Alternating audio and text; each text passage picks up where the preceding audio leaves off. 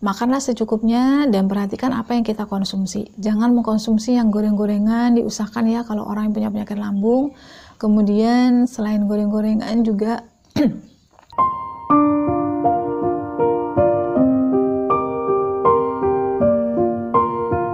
Assalamualaikum warahmatullahi wabarakatuh. Hai teman-teman, jumpa lagi dengan aku Pipit Angin ya. Gimana kabarnya hari ini? Semoga semuanya dalam keadaan baik ya, sehat, dan tentunya karena ini masih dalam suasana Ramadan, semoga semua teman-teman bisa melaksanakan ibadah puasa ya dengan baik insya Allah. Nah, kali ini aku mau share tentang bulan Ramadan ya, karena nuansanya masih bulan puasa. Itu tips berbuka puasa yang menyehatkan, tentunya yang menguntungkan untuk tubuh kita. Nah, utamanya banget nih untuk yang orang-orang atau teman-teman yang punya penyakit lambung ya, itu antara MAH atau GERD.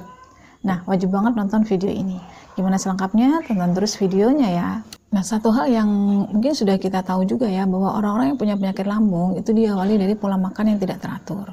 Kemudian kalau sampai ke GERD, berarti nggak cuma pola makan yang tidak teratur aja gitu kan, tapi juga berkaitan dengan apa yang dia konsumsi.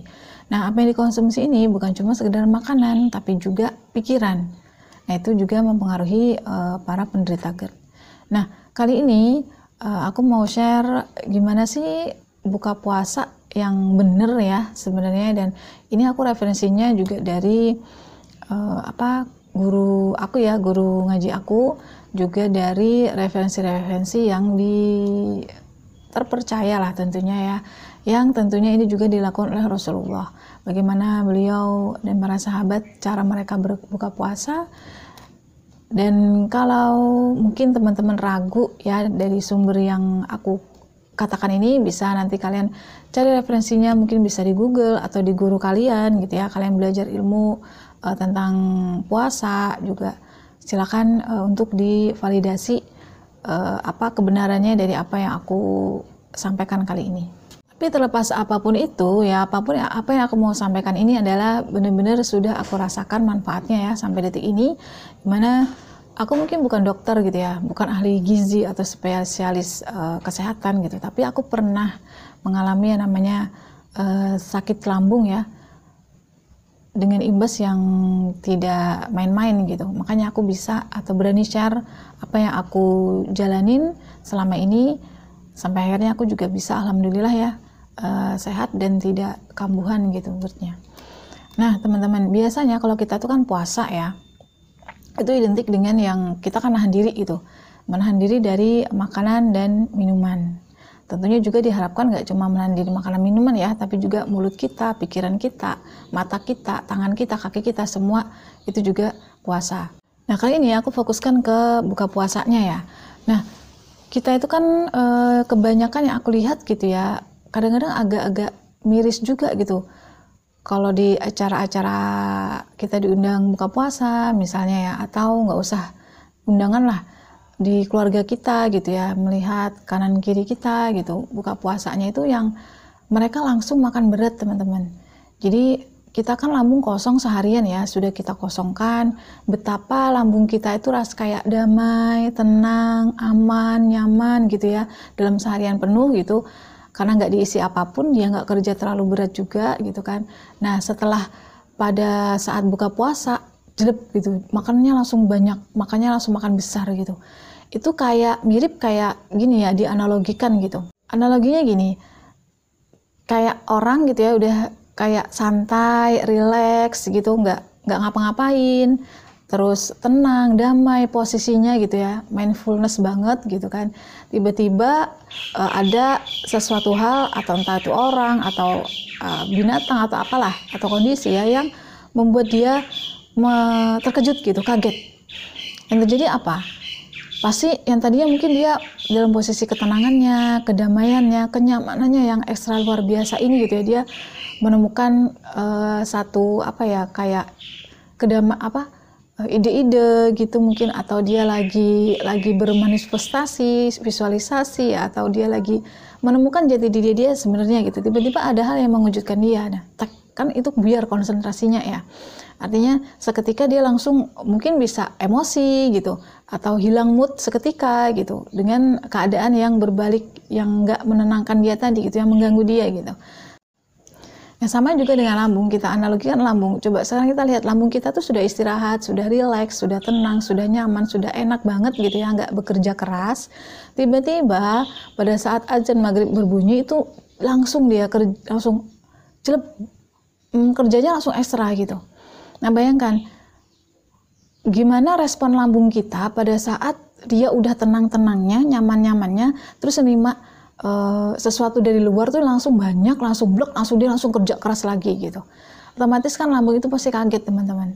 Sama juga kalau dianalogikan dengan manusia yang tadi, yang tiba-tiba jalan aja gitu, jalan fokus, santai, rileks, tiba-tiba ada orang di belakangnya yang ngagetin dia, entah dorong dia, entah nyenggol dia, itu kan kita kaget juga, refleksnya bisa nyumpah, bisa apalah segala macam gitu. Sama dengan lambung ya teman-teman.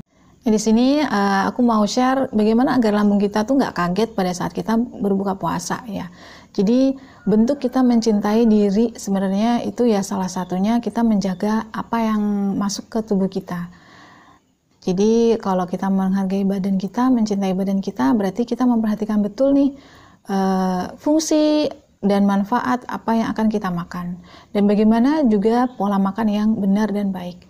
Nah, kita merujuk kepada perintah Allah, bukan perintah Allah ya, mungkin lebih ke teguran Allah atau peringatan dari Allah bahwa kan Allah itu tidak menyukai hal-hal yang berlebihan dan melampaui batas. Ya, nah sama juga dengan kita pada saat menjalankan ibadah puasa gitu, terus kita buka puasa, kita juga jangan berlebih-lebihan. Nah, supaya lambung kita tidak kaget, apalagi itu orang-orang yang punya sakit mah, ya GERD itu apalagi. Nah, biasakan untuk mengkonsumsi makanan yang ringan-ringan dulu untuk lambung. Contohnya apa? Seperti yang dicontohkan oleh Rasulullah, beliau kalau buka puasa itu nggak pernah, coba aja cari referensi ya, kalau Rasulullah itu pernah makan langsung makan banyak gitu, buka puasa, enggak. Beliau itu buka puasanya itulah dengan air putih 3 teguk dan kurma 3 butir. Kemudian beliau melaksanakan sholat maghrib bersama para sahabat. Nah sekarang kita direnungi lagi, sebenarnya kita beribadah ini referensinya siapa ya? Siapa sih yang kita ikuti gitu? Kan otomatis Rasulullah kan ya. Nah kenapa tidak kita juga dalam berbuka puasa mengikuti cara beliau juga gitu? Nah aku sudah menerapkan ini juga sudah sangat lama ya teman-teman. Untuk buka puasa ini kita cukup kurma dan air putih. Kalau misalnya kita ada kue-kue di sekitar kita mau makan ya silahkan, tapi intinya jangan berlebih-lebihan. Jangan sampai perut itu merasa penuh dulu ya, terus kita ibadah sholat maghrib gitu. Usahakan perut itu tidak penuh pada saat kita melaksanakan sholat maghrib. Ya tadi dengan kurma 3 biji dan air putih itu sebenarnya sudah cukup untuk kita bekal ya melaksanakan ibadah sholat maghrib. Nah coba aja kita lihat manfaat kurma gitu. Bahkan ada yang sahurnya itu dengan kurma aja itu sudah kuat gitu, nggak makan nasi. Nah jadi kalau kita mau mendapatkan nilai pahalanya gitu ya dari ibadah puasa, tentunya kita juga harus memperhatikan pola buka puasanya juga gitu kan, supaya saat kita berbuka puasa ini nih kita semangat untuk beribadahnya itu nggak kendor gitu kan. Biasanya kalau kita udah kepenuhan mulut, jadi kita kayak males, mengantuk gitu kan, karena kita merasa badannya udah kayak full gitu ya. Nah jangan sampai ya teman-teman, karena kan ini bulan bulan penuh berkah ya kan, dikatakan. Jadi apapun yang kita lakukan, contoh kayak makan sahur sedikit aja kita udah kenyang, itulah keberkahannya. Sama dengan kita buka puasa, makan kurma, minum air putih aja itu sudah cukup untuk kita bekal dalam melaksanakan ibadah selanjutnya. Nah untuk para penderita penyakit lambung ini harus banget ya dijaga banget untuk buka puasa. Jangan sampai lambungnya itu udah tenang, udah rileks, udah santai, udah damai, terus dia kaget gitu. Nah kebanyakan orang-orang yang terutama GERD ya, itu kenapa sih kok lama banget sembuhnya gitu? Mungkin dari pola makan kalian yang belum benar gitu. Apalagi ini bulan puasa, itu diperhatikan banget ya. Selain pola makan kita, apa yang kita konsumsi juga.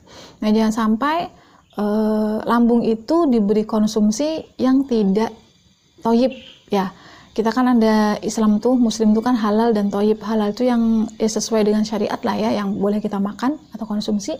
Kemudian thayyib. Nah, thayyib itu sebenarnya kebaikannya atau manfaatnya dari apa yang kita konsumsi. Jadi kalau halal berdampingan dengan thayyib. Berarti halal itu ya boleh kita makan. Contoh kayak gorengan. Gorengan tuh boleh dimakan. Sekarang thayyib gak sih untuk lambung kita pada saat kosong tuh, buka puasa langsung makan gorengan? Gak thayyib gitu, gak baik. Ya, itu adalah makanan yang tidak sehat. Ya, jadi untuk kita yang punya penyakit lambung atau nggak punya penyakit lambung juga pun gitu ya, husno gitu ke depannya kita mau kayak gimana gitu kan. Kalau nggak dijaga mulai sekarang ya kita sudah bisa dilihat lah nanti ke depannya kayak gimana. Nah, setelah kalian tadi makan kurma, kemudian air putih, kalian laksanakan sholat maghrib. Nah, kemudian setelah sholat maghrib itu baru kalian makan besar. Dan ingat, makan besar pun jangan berlebihan, karena Allah nggak suka hal-hal yang berlebihan dan melampaui batas. Nah, jadi makanlah secukupnya dan perhatikan apa yang kita konsumsi. Jangan mengkonsumsi yang goreng-gorengan, diusahakan ya kalau orang yang punya penyakit lambung. Kemudian selain goreng-gorengan juga makanan atau sayur-sayuran yang mengandung gas ya. Kemudian lagi bumbu dapurnya juga diperhatikan. Jangan yang terlalu banyak mengkonsumsi MSG ya teman-teman. MSG itu kan bahayanya kita tahu lah ya gitu ya. Kalau terlalu banyak sudah masuk ke tubuh kita gitu. Nah, usahakan kurangi sedikit demi sedikit lah bertahap itu MSG. Gitu. Harus dihindari itu kayak gorengan, penuh lemak-lemak ya. Terus sama yang mengandung gluten juga. Kalau kue-kue kalian buat kue yang berupa apa ya? Bukan berupa sih, yang bahan utama itu tepung terigu ya teman-teman. Mengandung gluten, nah itu dihindari dulu. Jangan buka puasa langsung konsumsinya kayak meskipun itu dikukus ya atau nggak digoreng, tetap aja gitu. Kayak kue-kue kering gitu. Kalau amannya kalian mau nyemil itu cari yang roti gandum. Banyak ya ada di Alfamart juga tuh kan snack sehat. Nah itu nggak masalah, itu banyak kan bahannya adalah dari gandum. Nah itu aman untuk lambung. Ya mungkin orang-orang yang usianya mungkin sekarang sudah 50 ya kan, 60 atau 40 tahun ke atas aja udah banyak mengeluh ya kan, nggak bisa berdiri, asam urat dan segala macam. Karena apa? Itu karena salah dia sendiri, tidak menjaga apa yang dia konsumsi, nggak thayyib yang dikonsumsinya gitu. Halal iya tapi thayyib tidak gitu.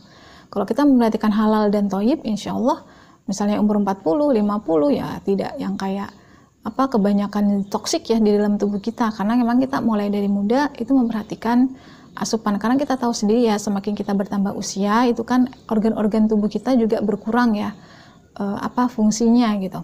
Jadi saat dia berkurang, nah jangan lagi ditambahi dengan toksik-toksik yang penyebab makanan yang kita makan tadi.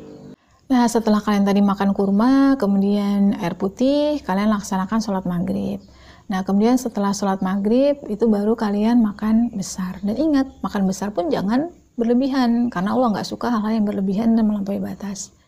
Nah, jadi makanlah secukupnya dan perhatikan apa yang kita konsumsi. Jangan mengkonsumsi yang goreng-gorengan, diusahakan ya kalau orang yang punya penyakit lambung. Kemudian selain goreng-gorengan juga makanan atau sayur-sayuran yang mengandung gas ya. Kemudian lagi bumbu dapurnya juga diperhatikan. Jangan yang terlalu banyak mengkonsumsi MSG ya teman-teman. MSG itu kan bahayanya kita tahu lah ya gitu ya. Kalau terlalu banyak sudah masuk ke tubuh kita gitu. Nah, usahakan kurangi sedikit demi sedikit lah bertahap itu MSG gitu. Memang sesuatu yang membuat kita nyaman, membuat kita enak itu tuh perlu perjuangan ya teman-teman ya. Jadi kayak kita mau sehat gitu kan. Kenapa orang-orang gitu ya kebanyakan kalau udah umur 40, 50, 60 mungkin mereka kayak ya udah karena udah umurnya dan penyakit sudah mulai bermunculan. Nah, kenapa nggak sekarang waktu kita masih muda itu dihilangin lah mindset kayak gitu. Artinya banyak kok gitu orang-orang tua zaman dulu ya, nenek aku itu meninggalnya umur 90-an gitu. Bahkan pada saat meninggalnya itu beliau nggak sakit yang kayak zaman orang-orang zaman sekarang gitu loh. Jadi sakitnya cuma ya sakit kecapean, mungkin sakit apa ya. Kalau dulu itu kalau nenek aku tuh sakitnya memang sakit udah fisiknya lemah gitu, nggak bisa karena usia, faktor usia, bukan karena penyakit yang kayak diabetes, kolesterol, asam urat yang sekarang macam-macam itu. Karena apa? Aku perhatikan memang pola hidup beliau gitu ya, pola makan beliau juga itu banyak ke alam ya, natural gitu. Dan ternyata memang benar gitu. Kalau kita menyatu ke alam benar-benar ya kita akan bersahabat dengan alam, dan ya itu hasilnya kita akan sehat tentunya. Oke, jadi aku simpulkan, jadi buka puasa tadi jangan makan yang berat-berat, cukup air putih dan kurma ya. Kemudian lanjut kalian sholat maghrib, setelah sholat maghrib baru kalian makan besar, dan makan besar pun jangan melampaui batas ya, jangan sampai yang kenyang banget sampai begah gitu.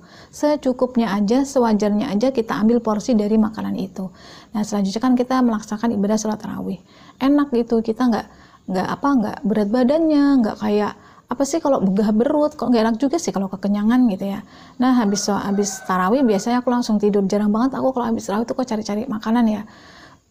Biasa udah langsung ngantuk dan langsung tidur. Nah kalau teman-teman mau nyemil-nyemil misalnya habis tarawih ya boleh, tapi ingat rumusnya jangan berlebihan. Jadi bentuk kita mencintai anugerah Allah ya, karunia Allah berupa badan dan organ-organ yang sempurna ini, yaitu dengan merawatnya tentunya ya. Actionnya itu adalah attract in action ya, di law of attraction harus ada aksinya adalah dengan merawat tubuh kita dengan mengkonsumsi makanan-makanan yang halal dan juga thayyib tentunya. Oke, itu aja dulu sharing dari video aku kali ini. Terima kasih dan semoga bermanfaat ya.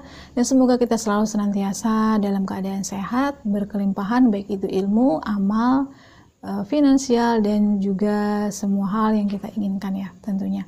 Kebaikan dunia dan akhirat.